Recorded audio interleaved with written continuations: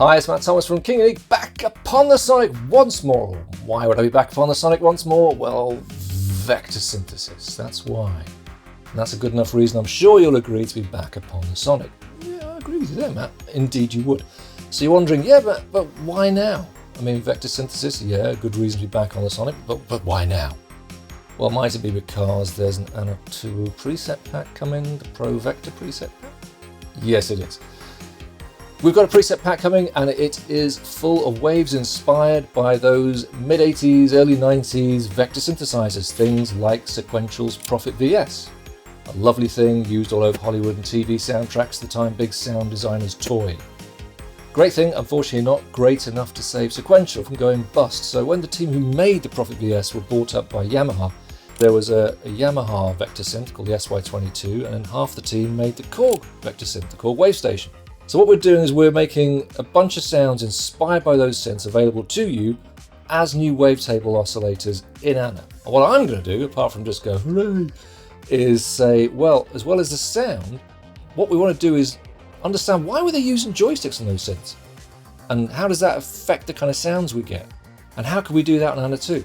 So I'm going to show you.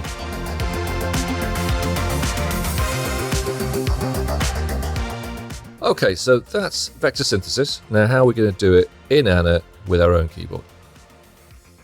What I've got here is an Ovation remote, and it's got a combined joystick modulation, okay? Now that's only going to give us 3 points, whereas like a real vector synthesizer, your typical SY22 or your Prophet VS, tends to have a 4-point XY, sort of 2-axis joystick.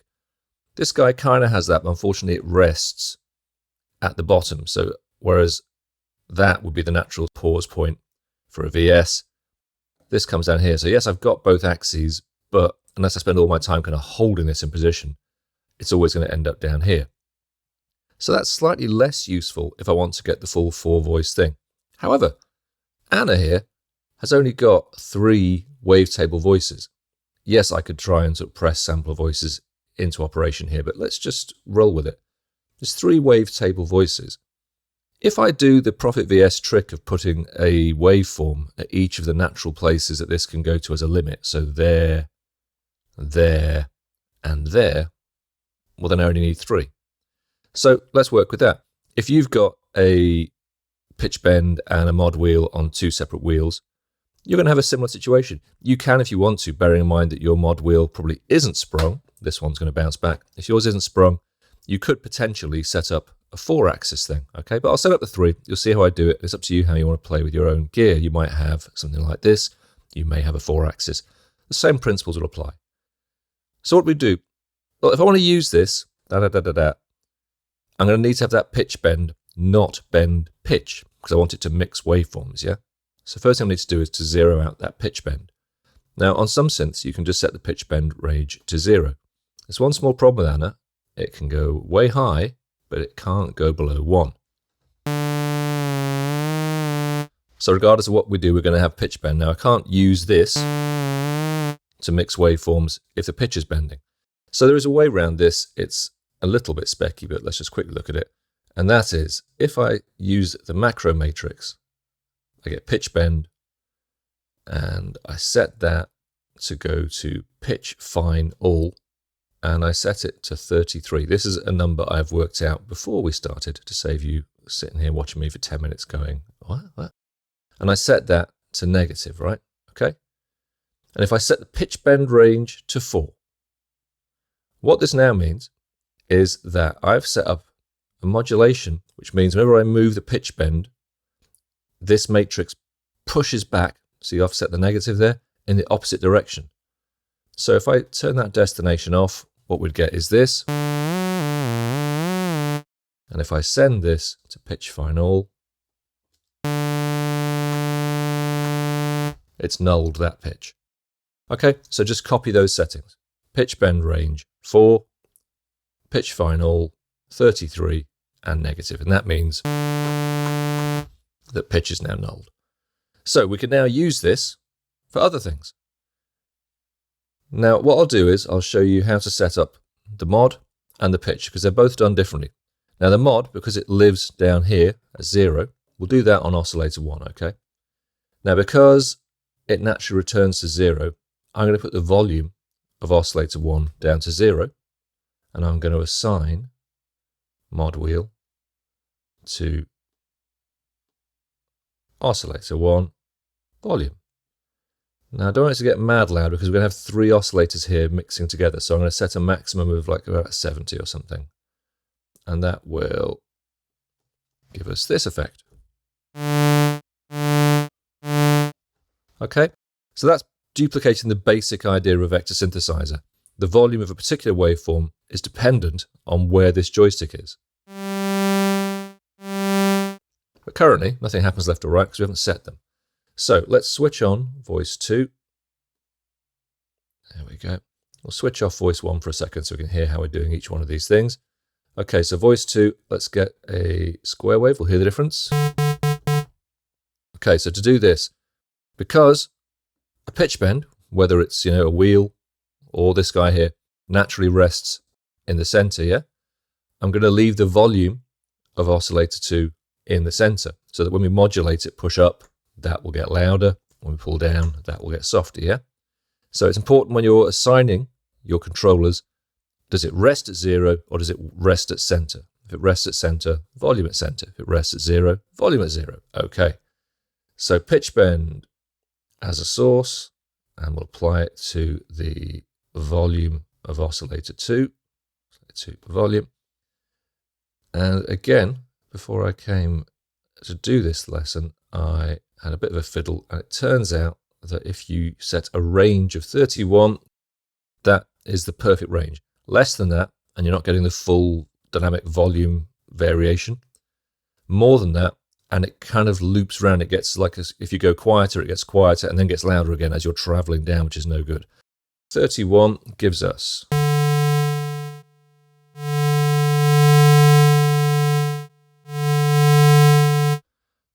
Cool. Now that's actually put oscillator 2 on the sort of right side, like loudest on the right, yeah? I kind of feel like 2 should be here. So I'm just going to flip. There we go, that modulation. And there we go. 2's now loudest here, 1's loudest there. So now we want 3 to be loudest there. We'll do that now, which is voice on. Let's just turn 2 off to hear what we're up to. Again, leave the volume in the center. Again, set the pitch bend range. Oscillator 3 volume in this case. And we'll set it to the same range of 31. And we'll leave that positive, and we should get 3 loudest here. Now, so we can hear what is going on there. Let's have a different waveform again. So let's make that a triangle. Go. Okay, so we're hearing oscillator 3 triangle. And now I will turn the other voices on, and we can mix between them. And that will give us a vector synth on Anna.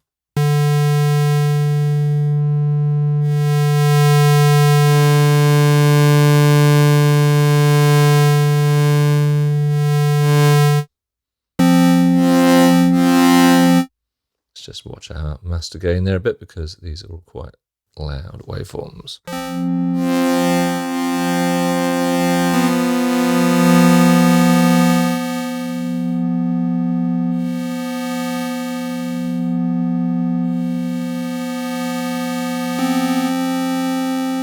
You hear how organic that is?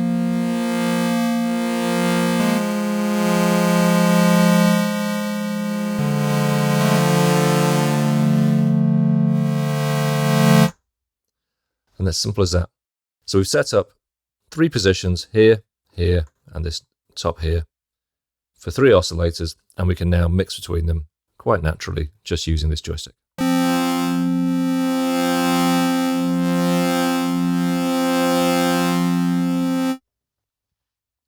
So that's how to do vector synthesis using performance controllers, and you can record that as automation into your track. The original Prophet VS would let you record these movements as part of a patch. Now, we can't do that easily. I mean, you can record automation and then start copying and pasting it every time you press a note, and good luck to you. What we can do in Anna, which is going to give us a similar result, is use the G-env. Now, why am I using the G-env? Well, there's a really good reason. You see here, +1 and -1. The G envelope is a modulation source that has a center position, that can go minus or plus. So it's a really great thing for setting up vector modulations, okay? So what I'll do is I will set up the GN just very quickly here. Let's get some nice squiggles in.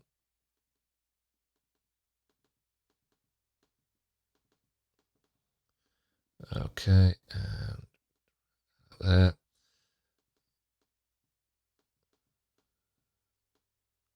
Okay, so totally random gibberish, right, just so we can hear what we're doing. So let's assign that to the oscillator 2 volume.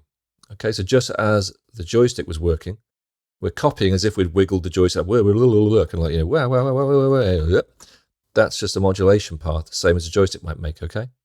So if we assign that to oscillator 2 volume, and we'll double check here, how have we done that? We've done a maximum of 31, okay, so that'll sort of duplicate that range, and on oscillator 2 we're using it negatively to push the sound to the left. And then I just duplicate that, GM1, oscillator 3 volume, and leave that on positive and set it to 31. Now that should mean when I press a note,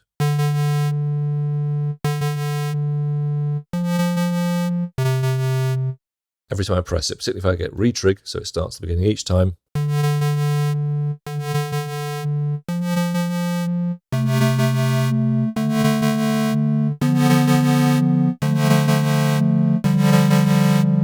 so I've got some modulation there built into the patch, not just when I have to use a joystick. So I can draw in my own modulation settings. I can control them with the joystick. And of course, I can come back here and now, if I want to, I can use some of the Pro VS waves instead of these straightforward guys. Let's have Pro VS 1 to 8 there. And get on Pro VS 33 to 40 there.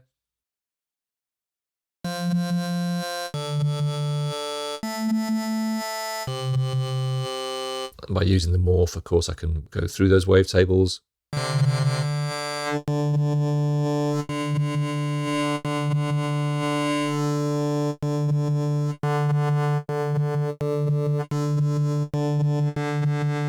Okay.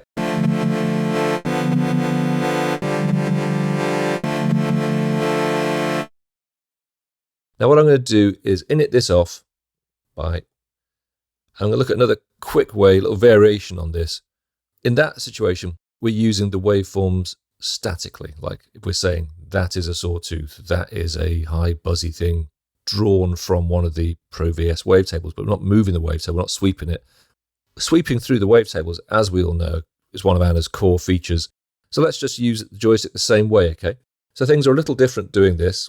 Again, we need to null out the pitch bend. So let's just quickly get that back. Pitch bend, pitch final, 33, and a pitch bend range of 4. Let's just check we've got that.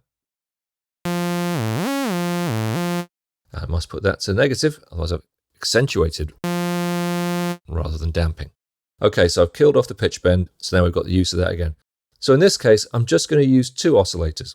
The reason for that is I'm going to use left to right to sweep through one of them, top to bottom to sweep through the other, okay? So in this case, we leave the volumes where they are. We can set them up a bit if we want to, but you know what? I'll just go a little higher, but we don't want to overload the output. So let's just go a little higher just to get a bit of power into this sound. Turn voice 2 on. We'll leave voice 3 off because we're not going to use it. So voice 1, I will now just go and get Pro VS 1 through 8, and voice 2, a Pro VS 9 through 16. Okay, so our sound currently is this. Mod matrix, mod wheel, and you are going to be oscillator 1, morph. And pitch bend, oscillator 2, morph. Now what I need to do, the same way we used the volume in the center to match that center position when we were sweeping volumes, now we're sweeping the morph setting of the wavetable, then oscillator 2's morph needs to start in the center if we want to sweep fully from the center out to either side, okay? Because I've set up this mod matrix here to control morph. Now let's just bring that range down again, because probably it's going to be too wildly high and just spend most of its time up at the very top and bottom of the wavetable and not actually moving. So let's try that now.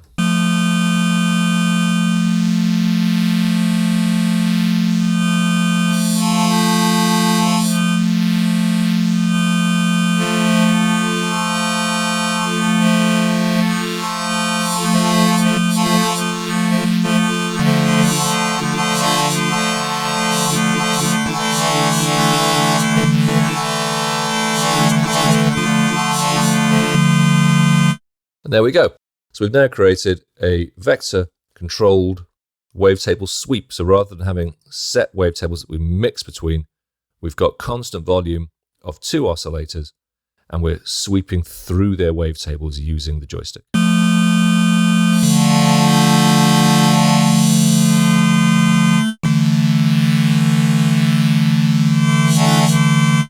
A nice trick you can do if you're trying to recreate some of that Prophet VS magic. It was a stereo output machine, and because of this thing of placing different waveforms at different places, people tended to put different pan settings, and so as you moved around, the sound moved about. You can kind of emulate that here simply by, with the pitch bend, let's say pitch bend pan of oscillator 2. Let's set the range to about 50. And then we should hear, as we move, the sound also.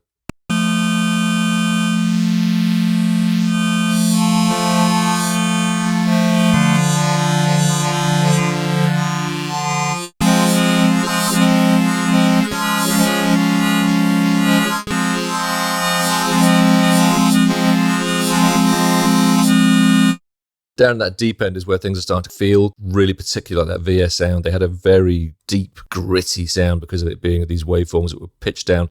It resulted in a particular sound, almost an aliasing kind of sound. The simplest way to get some of that grot into your ana, to create something of that Prophet sound, bit of drive for a start. I tend to go with the Korg filter for this one, and about maybe 30% drive. And then down here, just get a bit of bit crush. Not a great deal, because this is not really a bit crush sound. It's just a slightly kind of fizzier sound going on here.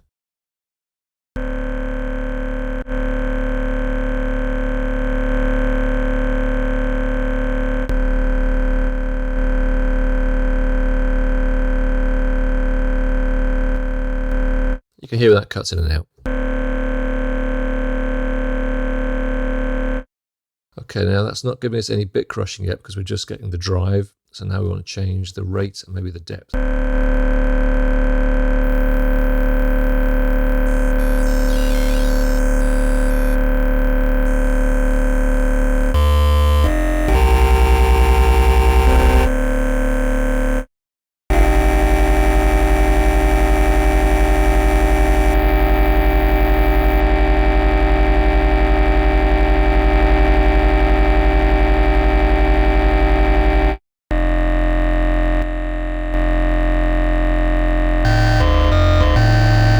And there you go, we've got this kind of slightly grindier, shinier sound to the top end, but a little dark with it. It's maybe a little bit too strong. So dry wet it as you think is best.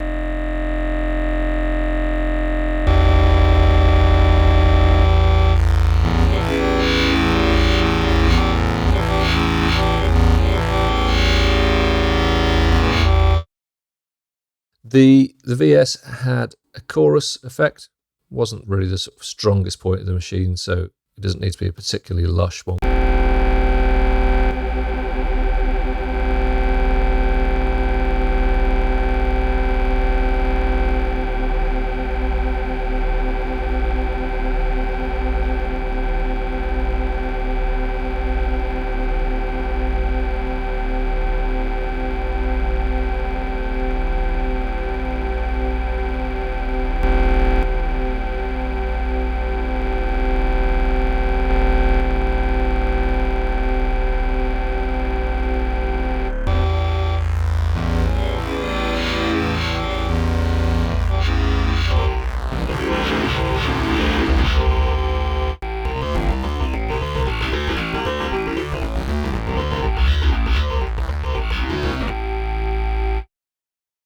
So that's it. Quick guide to get some vector synthesis thinking into your patches. If you just chuck the VS waveforms in Anna, that's great. You're going to get that tone straight away. But if you want to get to the mindset, the kind of thinking behind those synths and try and get some of those sounds happening, it'll take you to different places. So give it a try.